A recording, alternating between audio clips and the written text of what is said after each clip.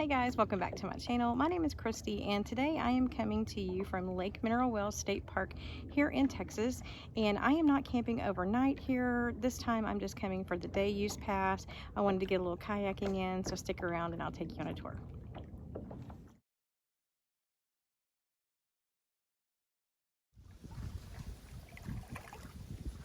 Let me back up so I can give you guys a better view of what I got going on here.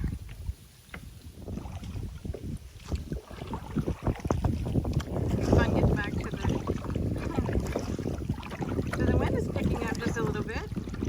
Might be kind of fun getting back over to where I started.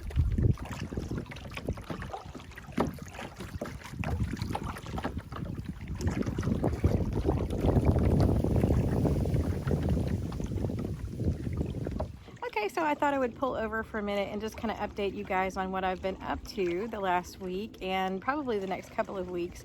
I have been helping out harvesting pecans, which is something I've never done before, just to try to earn a little bit of money for the channel since I'm out here on the road. Essentially what that looks like is they have this cool machine that shakes the tree, the pecans fall down, we pick up all the big sticks and stuff, and then they scoop them all up, and then eventually they end up on a conveyor belt. And I am literally like Lucy from I Love Lucy, just going, that's a bad one, that's a bad one, and literally just picking off the bad ones as they go by. So it's not super skilled labor, but it is a way to earn a little income out here. With that said, today they decided that there wasn't going to be any work. So if you watch my channel, I'm about to hit a rock here, so hold on a minute. If you watch my channel, you know that I'm a huge fan of Texas state parks and of the park pass because of the discounts. So when they said there wasn't going to be any work today, I looked up to see what was going to be the closest state park to me, which was about an hour away. And I decided, you know what, I'm going to throw some things in the car, come on down here, pack a lunch, and why not kayak for a little bit and check out the park. And I can't think of a better place to sit and eat your lunch than in a kayak on the water on this beautiful day. So with the state park pass, I can come out here, don't have to pay a day use fee, and spend some time on the water. I may hike a little bit, I haven't decided yet. Just depends on how I feel, but that's the good thing about the pass. I'm not having to spend any money to be out here. So I am going to pull over in a shaded spot and enjoy some lunch, and then I will be back out there paddling on the water.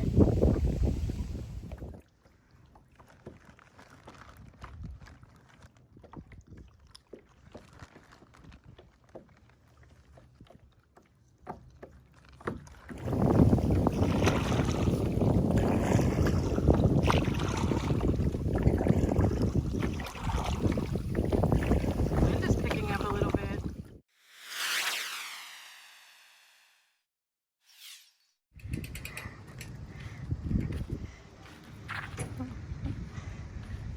So there she is. Well, as you can tell, I am back home now and I'm not still at the state park, and there's a reason for that. Let me start by saying this. I started not to include this at all because I love kayaking so much and I want to encourage people to do that. And I certainly don't want to discourage anyone who hasn't done it or who's nervous to make them think they don't want to do this. Let me just say that what I'm about to tell you has never happened to me or ever happened to anyone that I know of, and I have been kayaking for a very long time. So let me just go there. When I first got in the kayak, I noticed there was a little bit of water in the seat, which is, you know, not that uncommon, a little more than I'm used to, but okay, no big deal. And I set out on my little journey across the lake, and I paddled out quite a ways. At one point I couldn't even see the dock. I was around in a cove, and probably an hour, maybe an hour and 20 minutes. I had been out there, and like I said, I paddled around, was just enjoying myself. I had lunch, I filmed a little bit, but I noticed that there was more water in the boat than I was comfortable with at some point, and it wasn't from me just slinging it in from paddling. And so I started to notice that a little bit more, and that the boat was actually sitting lower in the water than it was initially, but also that the bow of the boat was ever so slightly tilted, meaning that there was a lot of water pooling in the back of my kayak. And by the time that I really actually, like I said, I wasn't paying attention. I was just out there kind of enjoying myself, just tooling around. By the time that I realized that actually the boat was taking on water that was going to be a problem for me, I thought, you know what, I need to hightail it back to the dock. And at that point, I didn't realize how much of the water was actually in the back of the boat. And then I had several boats that came by, and I caught the wake of them coming by, and the water that was in the boat actually would shift as well as the waves, and I had a hard time keeping the boat upright a little bit. So suddenly I think, oh my gosh, I throw all my stuff into my, the dry bag that I have, and I just start paddling like crazy to get back. And then I just noticed, okay, the back of the boat's going down further, the front of the boat's going up a little bit more. I'm in trouble. So you panic, not that I'm going to drown. I did have a life jacket on, but I'm also a very long way from everyone at that point. And so I just kind of like, get it together. I got to focus. And I looked to the side. I thought, if I can make it, closer to the side, that if it does go all the way under, at least I can swim to a rock or something, because I had no way to communicate once. I did have it, like I said, one of those dry bags, but in order to get my phone out to call the park for a rescue, everything would have gotten soaked for me to do so.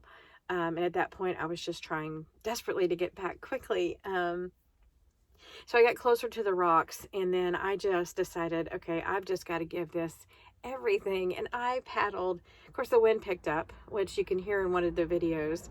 So I'm paddling into the wind in a sinking boat, and I am thinking, oh my gosh, my Titanic is going down right here.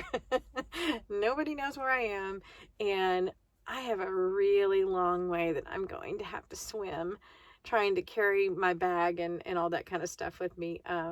So somehow I got back to the dock, and it was on a wing and a prayer, if you can say that when you're in the water. Because by the time that I got back, the handles on the kayak, on the sides of the kayak, were fully submerged in the water. So I felt like I was almost level with the top of the water. The top of the kayak was. At least the back part of it was. The front continued to kind of keep coming out of the water. So I did make it, and all safe and sound and all that. And I went to turn in the kayak, and the gentleman asked me, how was my trip? I said, not so good. And then they came out, and they had a hard time even flipping the kayak over to drain it, because there was so much water. They think maybe there was a hole in the seam or something of the boat, but the water was in the hull of the boat.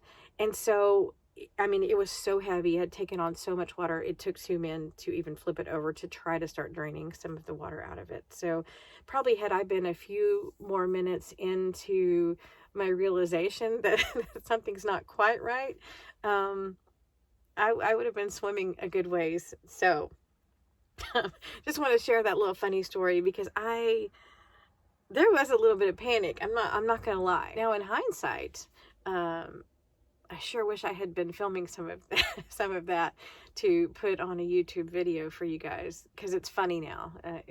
It wasn't then. I was a little bit unsure of what to do in that situation, but I didn't know if I was going to be swimming a long way, or I didn't fear for my life at any point. It's not like it wasn't that kind of dire situation, but it was a long way to swim, or to try to flag down a passing vessel to tow me in, or to give me a ride back to the dock. But anyway, I wanted to share that story because that's what happened. So needless to say, that did kind of end my visit to the state park for the day. I did have some other things in the afternoon to get back to, and I will return on my next off day from pecan harvesting because I do want to kayak more and do some hiking and explore the park. But I just thought it was too funny not to share it with you. And also, gosh, if you're going kayaking and you're used to it and something is a little different, just pay attention to that maybe. I know I will. So that was my lesson learned for the day. So if you're watching and you are somebody who has yet to kayak, you've been nervous about it, please, please, please do not let this deter you from happening. This truly was a fluke. I've been kayaking for years and it's never anything like this happened, or anyone that I know. Please do get out there and try it because it is fun, and I'm definitely going to go back and do it again on a different vessel. They did pull that kayak from their fleet, saying that she is no longer seaworthy, you think. But the importance of having your life jacket on, stuff like that. I know people get out there and they say, oh, I don't need this because I can swim. I can tell you, I'm a good swimmer. No way I was making it to the dock from how far out I was. Anyway, so I hope you guys got a good laugh out of this. Stay tuned next week for the real video of the park.